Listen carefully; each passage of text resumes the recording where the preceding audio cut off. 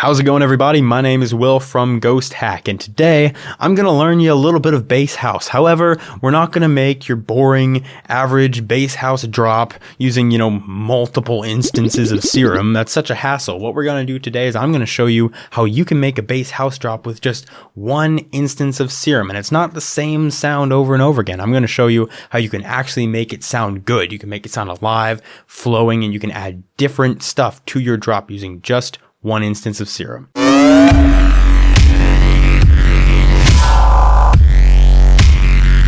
Now, when I say drop, I will say it is very simple, very just straightforward. This is a little more than an idea, but it does contain a lot of different sounds kind of in one. And I have some basic Bass House drums going here.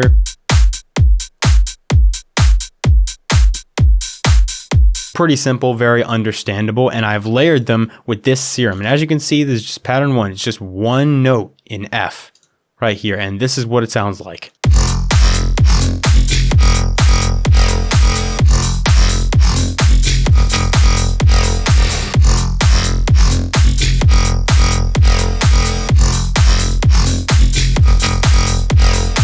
Wait. Okay. You know how just a second ago I was talking about one instance of Serum? Okay, there's two. There's two. Forgive me, there's two, okay? But what I've done, they're like the same. This one just goes like this. And this one goes like this. It just has a little double hit in there, and I changed the pitch slightly. I just duplicated it, so it's going through the exact same effect chain. It might as well have been one preset. I could have easily have automated those things, so maybe this video will be a little more along the lines of a Bass House drop using one Serum preset, maybe not just one instance of Serum, but you know what I'm talking about. You know that what I did here was not complicated, especially if you know how to make this first preset. You can just duplicate it and make those changes, and I'll show you how I did it. So this is how this patch starts its life, as a Monster 1 down 2 octaves, and this is what it sounds like. Now, as you can see, I'm doing some kind of complex automation here, so I'm going to go over this as we come to it. But I have this automation right here, which is actually on 2 bars, right? And it's doing this kind of strange looking shape, but look how slowly it's moving. Kind of the purpose of this is I wanted to take a wavetable that had some interesting different tonalities throughout the whole thing, such as this Monster 1 table, and I wanted to slowly kind of morph around and make changes as the sound was moving. Because in doing that and drastically changing the wavetable position like that, it's going from 0 to 100 right here, then we're going to create very different sounds as you hold down the note. And along with changing the wavetable position, we're also changing this mirror, which is what's kind of skewing this to give it this symmetrical shape. And you can see how much the waveform is actually changing. Those are making big differences. So it could be a lot of fun to even try this with other wavetables. Like, let me see if there's one that has just kind of interesting different changes. You see how this one generally looks kind of the same throughout? That's not what we're wanting. We're wanting one that looks different. One's a little better, but this one has one big change. I want something that kind of flows. For this, it's kind of all about the table. You got to make sure you find a good table. So once you do land on something like Monster 1 that has a variety of different kind of tonalities in here that you can see, it sounds like this. And we're going to run it through a filter, or at least I ran it through a filter. It's a flanger plus filter, and this just adds metallic tonality. If I turn this off, pretty much the same, it just doesn't have the same metallic overtones that this flanger plus adds. And I'm moving the cutoff around with LFO 1 as well, so both the wavetable, the mirror, and the cutoff are moving around with this shape right here. However, there's a faster LFO happening, which is LFO 2 right here, and you can see it's a very basic shape that this is on. This is controlling the level and the mix of this filter right here. And the speed of this is just on 1/4, which is just a very basic cycle. It's the default, I believe. But the speed is actually being controlled by LFO 3 here. You can see how it's being controlled, how it will go up in this one moment right here. And you can get a better look at this if we go into the matrix. You can see source LFO 3 is going to LFO2 rate, right? This is something that it makes more sense to do in the Matrix. And you can see that I'm just going up about 16. It just pops up right there for 1 second. And these long LFOs right here, you see it's how it's on 2 bar. This is what's going to make your sound change over time, right? If you want to just hold down one note and then have the preset kind of do its own thing and make its own changes, then having these long LFOs just doing little switch ups here and there is very important for that. Next up, I'm going to go to the effects section and I'm going to throw on an EQ to just really clean up the sound. And this is moving up and down in frequency right here with this low pass, and it's right with LFO2, so right with the volume. It really cleaned everything up, and it's kind of weak now. We're going to definitely make it stronger though. First off, we're going to add the distortion, a little bit of soft clipping. The mix is all the way up, and the drive's just above 50%. Just adds a little crunch, a little more grit, and we're going to add some dimension with this hyper and dimension here. So the size is down, a little bit of mix here, but the big stuff is happening in this hyper tab. And what I'm doing is I'm actually doing LFO4 controlling this right here. So when this LFO goes up, you can see this thing will travel down. What I wanted is it to sound kind of like 2 sounds, and I wanted, once this really metallic tone gets down there at the bottom of this part right there, I wanted the hyperdimension to kind of shut up and to kind of zoom into the middle, so we can get it, we can make it sound kind of like a different sound. But what I've done here is I've added 7 on the unison, as much as it can go, and I've just turned down the rate and the detune a little bit, just up to these positions, and threw it on retrigger, so it makes a really interesting kind of phasey, lasery chorus sound. That works very good for the beginning first half of this. After that, I threw on a Compressor.Multiband-compression with the release all the way up to make sure it's not like when I'm not compressing the tail too much. And it sounds like this. Now we're getting a little more volume out of it. And that's very good. It brings up a lot of the high end and mid frequencies as well that we're getting lost with this low pass. And after that, a little bit of delay. What I've done is actually a metallic delay here, which is actually a similar thing to what you can do with these flanger and Combs filters. But I turned on link and I turned off BPM. I just left it on normal. You can see where all of this is. But I turned it down to 47.01 on each side. Since they're linked, they're going to be the same. But the whole point is just make a small number here and to find the perfect number for you. And this just adds a little bit of metallic tonality. Especially if I turn up the feedback, you can hear it. It's like a little bit of a decaying tail of metal. There's just some more textures to add in there. I like doing that with basses like these that have a little bit of release. It fills that space. Next up, the phaser. I'm actually doing the little trick here. That's kind of the guitar amp effect, where you turn the rate down, the depth down, the frequency down, pull the feedback a little bit, and then you can just mix it in. So it goes from this, bringing it down to about here, to just accentuate those harsher mid frequencies. And the last thing I did here was chorus. And this chorus, as you can see right here, is only coming in for a little bit, only coming in on the last half. And that's because this hyperdimension goes away here. And I still wanted there to be a little bit of width for it to mix in properly. So I just use a tad bit of the chorus, not much. This gets pulled out with multi-band compression later. But with this square shape right here in LFO4, this is what it looks like. Probably won't notice too much of a difference with that, right off the bat, but it helps it mix into everything else. Last thing, I did throw a macro on the wavetable position so I can kind of make some quick changes easily if I wanted to, but it's at pretty much 50%, so it's right in the middle anyways. It's not really making any difference. Now, what's the next thing to do? The next thing to do is to go into the effects section. First thing I added was actually this plugin called Crush. Now, this is a free kind of bit crushing distortion plugin right here. It's my favorite thing for bit crushing and downsampling. I think it does a really good job. It's very clean with it. But so I recommend downloading this, but you can use any downsampler or bit crusher you want. You know, there's plenty in FL Studio. I believe there's one in Effector that can work perfectly well, but I just did it like this. That just added a little bit of crushed high end. You can see it's not up very high.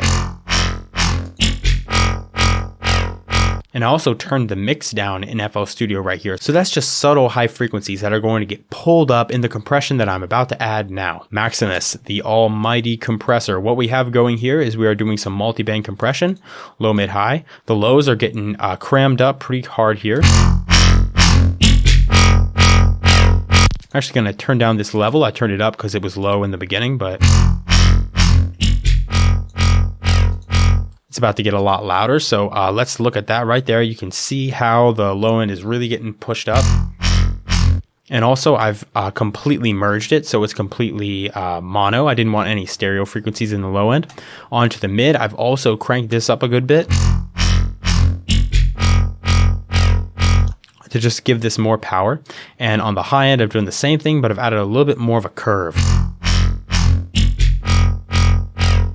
And that brings out those crushed frequencies that we just added, those crushed harmonics at the very top. And then the master's just kind of chopping off the head of the sound here.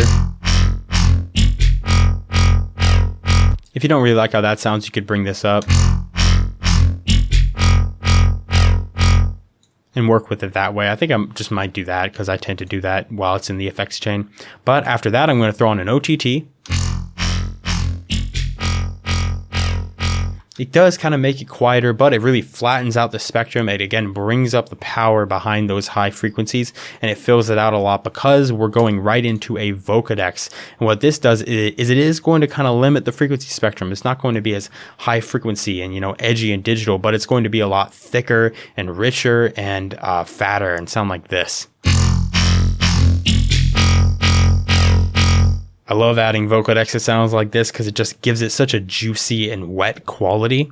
And you can see I have the bandwidth turned all the way up, and I also have the bandwidth multiplier turned up all the way up, and I have the bands on 20. Having a low amount of bands in these situations is generally, at least for me, a good thing. I tend to go low on the bands, high on the bandwidth, and that usually does generally what I want it to do. I also turn down times. I just have them set to minimum times because I didn't want there to be a huge amount of release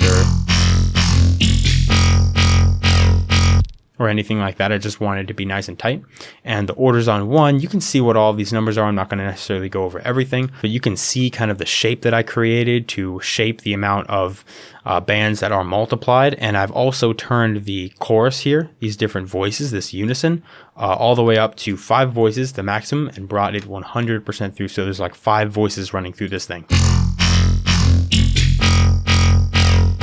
And it ended up sounding pretty nice. After that, an EQ, because you really needed to work with this here. A lot of muddy frequencies got brought out with this Vocodex. So I wanted to take care of those right here. You can see I boosted a little bit of the sub. I cut the very sub. I controlled the high end, and these just harsh frequencies in here got brought down. But now it is a lot quieter. We're going to have to make it louder again with this patcher. It is very compressed, but what we've done here is actually added saturation to each band. Now I'm using this Maximus. I've kind of gone over this before in a couple of different videos, I believe. But what I've done here is I have the high band soloed right here. And I have the mid band right here. And then I have the low band right here. And what I've done is I've actually run all of them through 2 soft clippers that all look like this. So there's 6 soft clippers in total, multi-band saturation, just soft saturation here. And it increases the volume a lot without adding too much actual distortion. Makes it a lot more present in the mix. I really like doing that in Patcher. And then in Serum Effects right here, I've done 2 things. I've added reverb and I've added the filter, but the filter is actually doing the side chaining, right? I'm actually using it as a volume. It's not quite the same as quite the same as just a normal filter. So I'm going to go over the reverb first. You can kind of hear how the reverb is being automated with LFO2 right here. You can hear how it's being brought up, and you can see it moving right there. And all you have to do to activate these is to turn on note latch right here, and it will automatically start going. And since I have it on off, it's going to just link right to the time of my FL Studio project. After that, I've added the filter. What I've done is I've brought the cutoff all the way down, right? The cutoff for this low pass is all the way down, so there's pretty much nothing coming out of this, but we're automating the mix.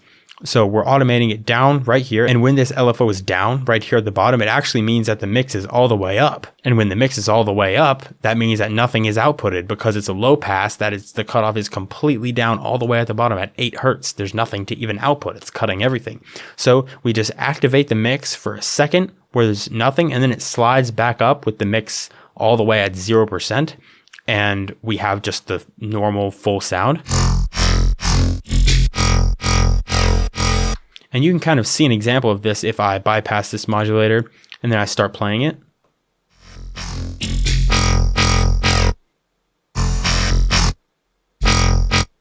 Bringing up that mix shuts the sound up. So that's what we've done, is we've just kind of automated that right there. I'm going to turn this back on. And then after that, I just threw on a WaveShaper, which is just doing this. It's just like clipping off the very top. It's just giving it a little haircut right there. So there are no stray transients getting thrown up above 0 dB. It just clips it right off, and it works out pretty well. And what I've done with Serum number 2 here is I have duplicated Serum number 1, and I've made just a couple of changes, nothing drastic at all. The first thing that I changed is actually the speed. And once Serum loads here, the speed at one particular part. See, it's right here. Before, Serum was like this. But now I brought it back up to the top right here, just in this spot. I know it's hard to hear with the sidechaining going on, but I just wanted an extra double hit right there where it's going a little bit faster. And also LFO5 is doing a little sweep up with white noise. I wanted some white noise to come in on this one moment where it's moving fast. You can barely hear that. That's barely even anything. All that is just a little bit of noise coming in and a little gap right there. And then in LFO6, I'm actually controlling the pitch, right? And the pitch is falling down. Let me see. Matrix, and we'll go in and we'll see, LFO6 is on the master tune, right? So this is just falling down a little bit. And you can hear that happening right there, despite the sidechain kind of messing up with it. But that's what I did. I just duplicated it and I made some slight changes. And this happens right in the second half. And when we add it to these drums, we get this.